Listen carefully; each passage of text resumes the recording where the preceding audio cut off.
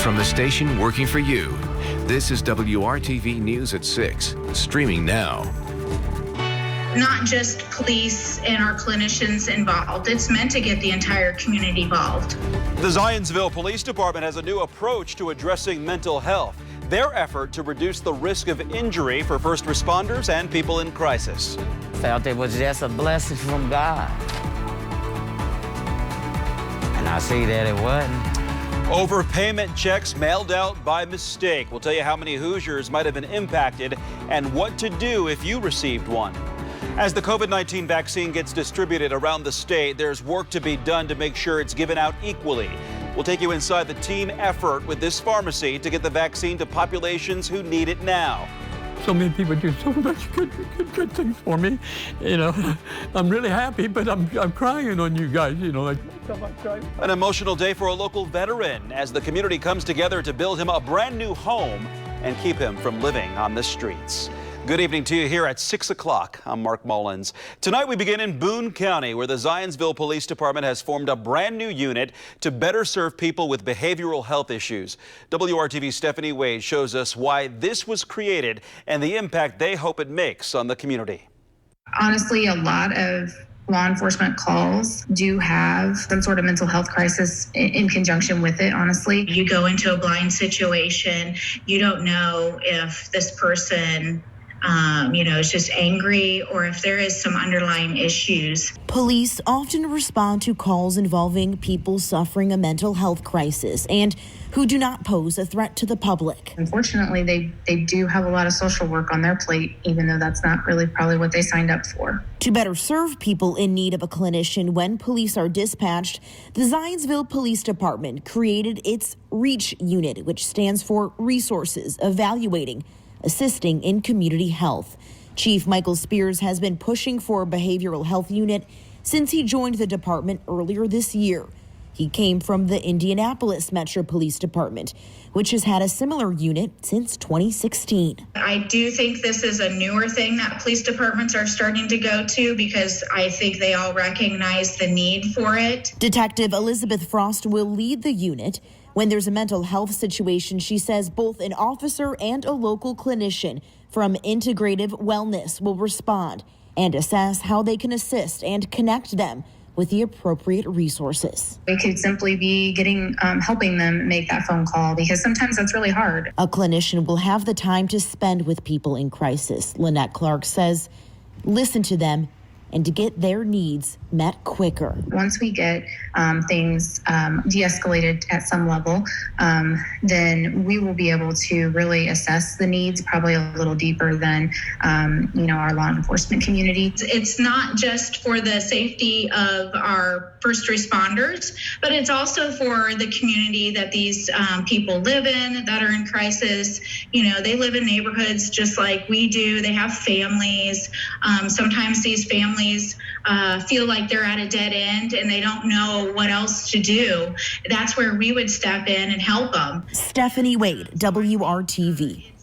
Well, in November, the REACH unit was called 5 times to respond to a crisis. I want to give you a list of mental health providers in both Boone County and the state to help those in crisis. There are a lot of resources out there for you, and confidentiality is part of their practice. We will also put this list on our website at WRTV.com and on our WRTV mobile app. Earlier this year, we talked to leaders about what exactly defunding the police means. Those in favor of this don't necessarily want to see police departments eliminated. Rather, they want to scale back how much money is given to certain parts of police departments, allowing cities to spend more on things like addressing mental health issues and homelessness, which many say could help reduce crime. That's what we're seeing at work in Stephanie's story in Zionsville today, and what other police departments in central Indiana are starting to try as well. Hundreds of Citizens Energy Group customers got an unexpected check recently. WRTV has learned that this check was sent out in error. But WRTV's Troy Washington found out it meant more than that to a woman who thought the extra money was just the surprise she needed this holiday season. This check ain't got no wings on it, got horns and a tail. This check get you in trouble. Antoinette Turner wasn't expecting a Christmas miracle, but when a bonus showed up on December 8th in the form of a check for $294 from Citizens Energy Group, she didn't question it. I received it out of my mailbox. The next day, I went to the bank. I cashed the check. The next day, she says she found out just what was wrong with the check when her bank account was pushed into the negatives, because it turns out the check was no good. I called Citizens. I spoke with one of the managers, and she explained to me the check was in error. According to Citizens Energy Group, 1,500 customers received a check that was sent out by mistake, claiming to be a credit refunded by check. The company says once they realized their mistake, they stopped payment on the checks and started alerting customers. I spoke with one of the managers, and she explained to me the check was in error. I never knew nothing about it. Well, she said that they will be sending out letters to let people, me and others that have received these checks, know that these are errors, not to cash them. It was too late for her. Turner says she still hasn't gotten that letter in the mail, and she worries she isn't the only one. I mean, we're going through a crisis now. And anybody that receives a check, regardless of what's going on, you receive a check in your name, you're going to cash it. Working for you, Troy Washington, WRTV. Citizens Energy Group apologized for the inconvenience, the mistake that it may have caused to customers. Citizens says those affected should call them if they need to make flexible payment arrangements on their bill. If customers were able to cash the check, the amount will be billed back to their accounts. We've got a full statement from the company in this story at WRTV.com. By January 4th, more than 90,000 Hoosiers will have received the COVID-19 vaccination, but there's still a long way to go. There are more than 400,000 healthcare providers across the state, and officials are asking those waiting for a vaccine to be patient. Vaccinations at long-term healthcare facilities for both residents and staff are expected to begin on Monday. Hammond, Indiana saw the first Moderna order Monday. Health officials hope the allocation request for the Moderna vaccine will be approved by Thursday. Yes, they are anxious to get more vaccine in order to vaccinate more people as quickly as we possibly can. By the end of the year, the state plans to launch a vaccination dashboard with the hope to update that weekly. Officials also urge those who are vaccinated to continue wearing masks. As far as the latest state numbers, we are still high in daily cases, much higher than we had in the summer months. Indiana also saw a high amount of new deaths reported today. Most days' reports contain deaths that happened on previous days from the past few weeks. The true pattern becomes clearer after some time has passed. You can see the number of deaths is on the incline. To date, 7,244 Hoosiers are confirmed to have died with COVID-19. We continue to track the COVID-19 vaccine rollout here in cross-central Indiana. Frontline healthcare workers are the first in line, followed closely by people living and working in those long-term care facilities. And we mentioned Walgreens as one of the companies helping to vaccinate the public for COVID-19. So we wanted to check in on how phase one of the rollout is going. Plus, we asked their chief medical officer how they plan to assist more rural and underserved communities in this major effort as the vaccine becomes available for the general public in later months.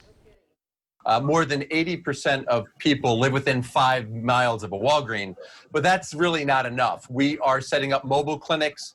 We will be doing off-site clinics in communities, so in churches, community centers, and you know, if you take a look at the testing program that we started in the spring, more than 70% of our testing programs are in these vulnerable, underserved areas. Our intention is that we're going to continue to lean into that. We want to be sure that those people who are perhaps the hardest hit by this pandemic have all the resources that they need. You can see more of our conversation with Dr. Ben, plus stay up to date on the latest timing and phases of the vaccines by going to our website at WRTV.com/coronavirus. Well, it was a pretty perfect day today after some of us saw too much cloud cover last night to get a glimpse of those two huge stars in the sky. Now, Kevin, there were quite a few viewers who did get a chance to see it, and some even sent you some photos of Jupiter and Saturn in the sky. I've got a secret. If you step outside right now, you can see them again together, just not as close together, but in the southwestern sky, you can't miss them. Jupiter and Saturn hanging out together, Jupiter just a little bit brighter. Cold, that's the word for Christmas Day, but before we get to the cold blast, we'll enjoy temperatures that jump 15 degrees above average for tomorrow. Our temperatures will surge across central Indiana into the mid-50s for the afternoon high. Then the cold front comes through and wham, 29 and falling. On Thursday, 21 on Christmas Day. That's the high after starting in the single digits in some spots. Expect rain to develop tomorrow afternoon and become widespread tomorrow night. Then change over to some snow as the colder air catches the moisture. Look at the wind, gusting to 40 consistently through the day. As we pick up the timeline tomorrow evening, the rain then mixes with changes to snow overnight into Thursday morning. A dusting, maybe half an inch, certainly it looks to be under an inch right now, and those low temperatures will move from the single digits to around 10 degrees in most of central Indiana. That happens to be the rock bottom coldest temperature in the 7-day forecast. We'll talk about when we recover back into the 40s coming up. Due to circumstances out of his control, a veteran was nearly out of his home. Now there's a bright side to it. How this community came together to give him a place to hang his hat. And when you spot a key item that's got a great price, it can be all too easy to miss your blind spot. The counterfeit warning you'll want to hang on this post-holiday season ahead in our 12 Scams of Christmas.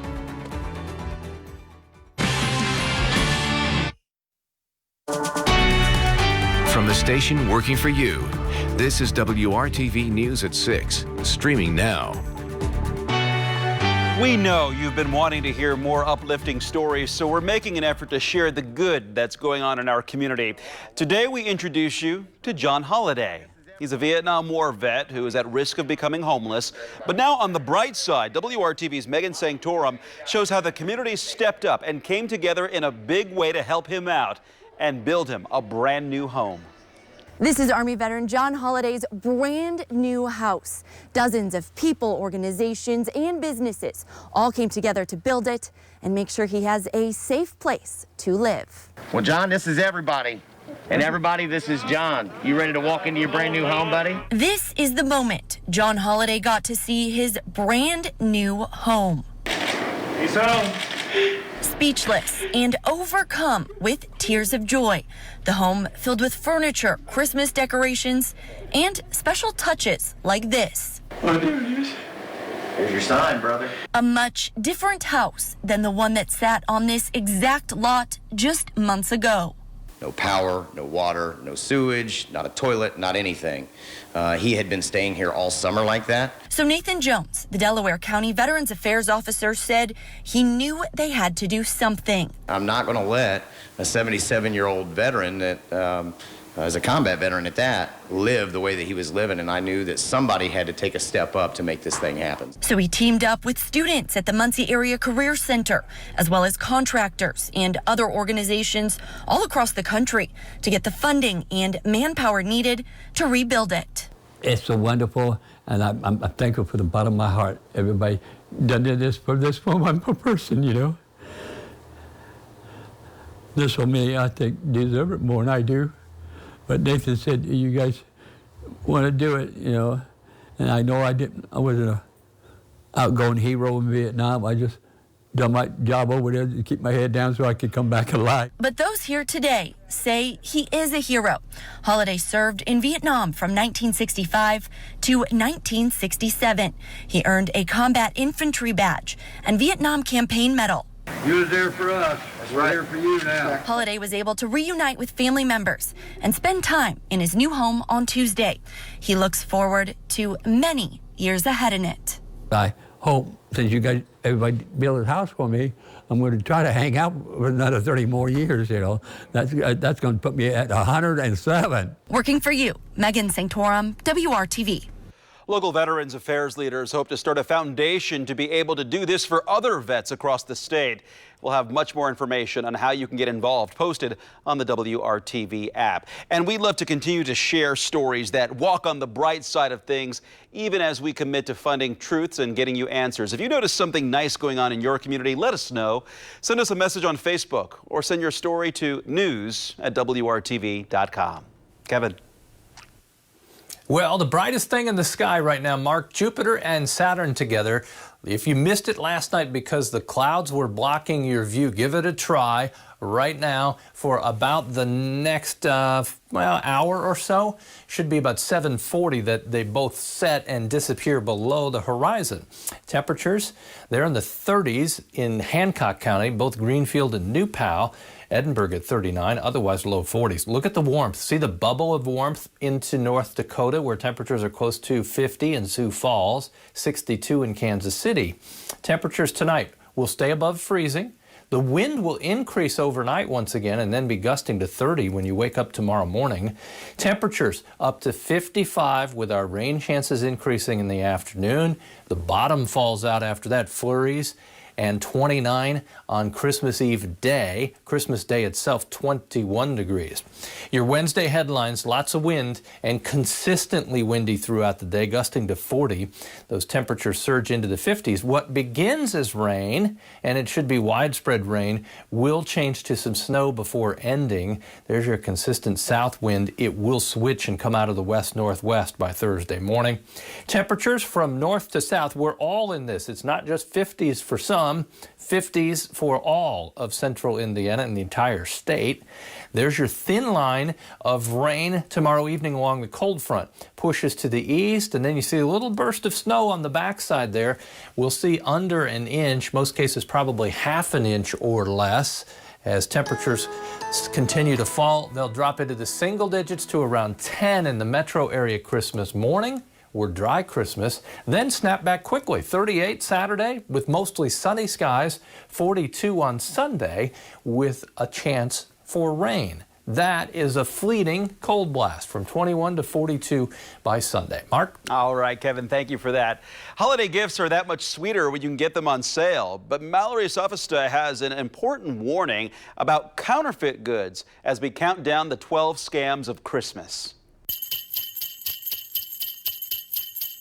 This has been a major problem all year. Customs and Border Protection has stopped numerous shipments of fake masks, and they continue to see counterfeit products cheating consumers, even harming them. You've probably heard of knockoff designer handbags, but Customs and Border Protection has seen counterfeit versions of nearly everything. In just the last 2 months, they've stopped shipments of counterfeit shoes, makeup, perfume, pharmaceuticals, sports jerseys, watches, Bluetooth speakers, and chainsaws. Frequently, we'll see, large shipments come in where, the top layer of the product is legitimate, but, underneath that, there'll be, a whole host of counterfeit masks and things. FBI Special Agent Keith Custer said counterfeit masks have been especially troublesome. Since the start of the pandemic, CBP has seized more than 13.5 million counterfeit face masks and more than 177,000 unapproved COVID-19 test kits. We do see a number of unscrupulous suppliers trying to offer counterfeit N95 masks as the real thing. CBP's best advice: if it seems like a steal, it is. If every other retailer is selling a product for $79.95 and you found somebody selling it for $49.95 and it's only one of them, take a good hard look at the website. Even if you're willing to take a chance, consider the potential harm to your health. They are frequently products that are made without any standards that the U.S. applies to the productions of goods and products in terms of chemicals, dyes, the composition of how it's made. And so there's no guarantee that if it's a high-end perfume, that it might not cause harm to your skin. And most of these items are made overseas, so if you try to return it, you'll have to pay for shipping to that country, or your order is delayed and it arrives outside of the credit card dispute window, leaving you with little recourse, which is why you should buy from trusted retailers. With your 12 scams of Christmas, I'm Mallory Sophista. Hiring Hoosiers is WRTV's mission to connect you with jobs and resources, and here are some of those opportunities in the Hiring Hoosiers job feed. It may have Santa's helper in the name, but this is a year-round endeavor. Reindeer Shuttle is looking for staff to provide transportation for Purdue University's community. It's won best shuttle service for several years from the Purdue exponent. You can find a link to apply at Hiring Hoosiers Facebook page. Family First Life says it has grown exponentially during the pandemic, and it is looking for new life insurance agents to help serve its clients. You can join their weekly virtual business development meetings live on Facebook and apply there as well. You can find employment opportunities on our job board at hiringhoosiers.com. We also have a link to the application process. Plus, check out the Hiring Hoosiers Facebook page. Many companies also post there often. We'll be right back. Rivers.com. I'm Lieutenant Beard, and I'm part of the U.S. Army Marksmanship Unit at Fort Benning, Georgia. I'm from Danville, Indiana, and I'd like to wish everyone a Merry Christmas.